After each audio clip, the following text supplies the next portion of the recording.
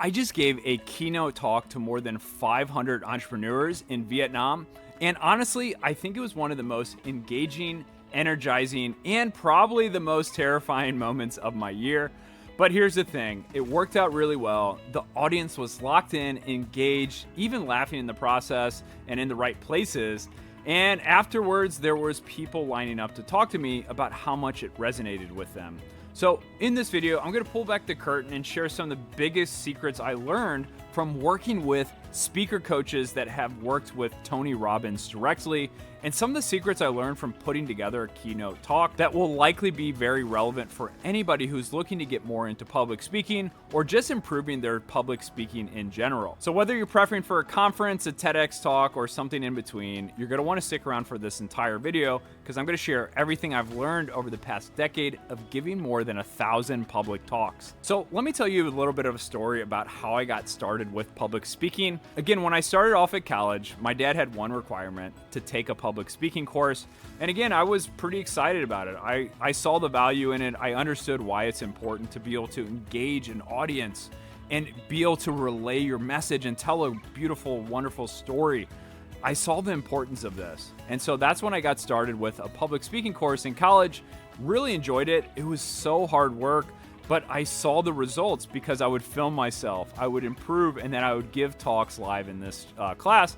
And then I would actually go on to start teaching and become a professor for the University of Missouri at the age of 20. After I graduated, I was delivering speeches and talks as a professor in the university in the Czech Republic, in Prague. So I was doing this every single day, giving talks, talking to a classroom of students, and trying to be a little bit more engaging than some of the boring professors that I used to have. So what I set out to do was to get better at public speaking. And the first thing to do is to get more comfortable with talking to an audience. And again, this might seem obvious, but you need to practice to get better at this. After giving more than 1,000 talks, I can just hop on a stage and feel fairly comfortable.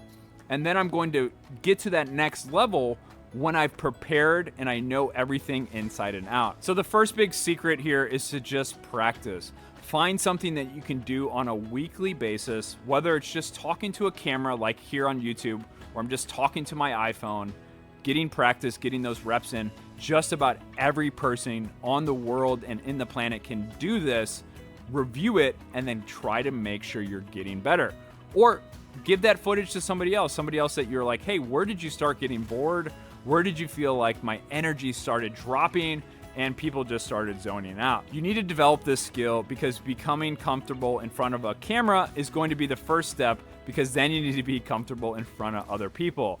There's a lot of YouTubers out there who are super comfortable in front of a camera, but they're not super comfortable in front of 1,000 people audience. And so that's why I suggest start off with a camera. Then the next step is just find a group of friends, try to give some sort of talks to them. It can be inviting people over to give a presentation to 5 or 10 people. Hey, I think you'll find some value out of this. I'm gonna have 5 or 10 people over to just give a short presentation about this value. I spent 10 or 15 hours researching it. I think you'll find it and enjoy it. Something like that can be really beneficial to getting practice and getting reps in. But the easiest way, I would say, is for just about anybody living in a major city is to join a Toastmasters group. Go to a weekly or monthly sort of meetups and just practice your talk, practice your storytelling, and getting in front of an audience. You're going to get some great feedback, and you're also going to connect with other people who are passionate about public speaking. So the next biggest secret I learned from a Tony Robbins coach was how to actually deliver and structure your story. This is a little bit more of an advanced technique because most people don't need to understand and deliver a 30-minute story as a keynote. But I will say it's going to be beneficial to understand how to present and how to market yourself in just a few sentences. Imagine you're introducing yourself at a networking event. You should understand how to captivate people in just a few words. You should understand how to relay what you do and what value you bring to the world in a few sentences. Every person out there should have their personalized elevator pitch ready to go. And this is going to make networking and just about everything you do a lot easier because people are going to easily understand what you bring value to this world and then they're going to understand how to connect you to other people. It's a great sort of way, it's a great sort of strategy to making sure you have it clarified, because if you don't understand it, other people are going to be very confused on what you do and what you're excited and passionate about in this life. The other thing I learned from this Tony Robbins coach was to understand the storytelling and the power of storytelling. The biggest question I had for myself is, why do I keep getting booked for workshops? And I basically asked my speaker coach this, and it's because I was delivering workshop talks that are very granular, very practical, and actionable. And so I was in this cycle of just getting booked for workshops. I was like, I want to do more keynotes. And he basically is like, you need to develop a keynote talk and continue giving this. And the biggest difference I can see from this is a keynote talk is a little bit more inspirational, where a workshop is going to be a little bit more practical and actionable. If you learned something new there, you're going to love this next part. I've partnered up with Amazon's Audible to give you a free copy of my #1 best-selling book, Global Career: How to Work Anywhere and Travel Forever. Global Career has been featured in prestigious publications like Forbes, CNBC, Entrepreneur Magazine, and even Lonely Planet. And with over 500 positive reviews, this book has helped hundreds of thousands earn from anywhere. To get your free copy and start a 30-day free trial of Audible, all you have to do is visit globalcareerbook.com/audio today, or just scan the QR code on the screen here. So again, I want to find a right blend, because the keynotes for a lot of people and some audiences, maybe all they need is some inspiration. But I think you can find a right blend. For my keynote talk, it's about 50% really inspirational and storytelling, and then it pivots and transitions into a little bit more actionable insights. So if you've watched my TED Talk, you can understand a little bit about the storytelling aspect. That was a very challenging thing, because I was trying to fit 10 years into 18 minutes. And storytelling has been broken down into 3 main parts. This is one of the most important things to understand, is the hero's journey.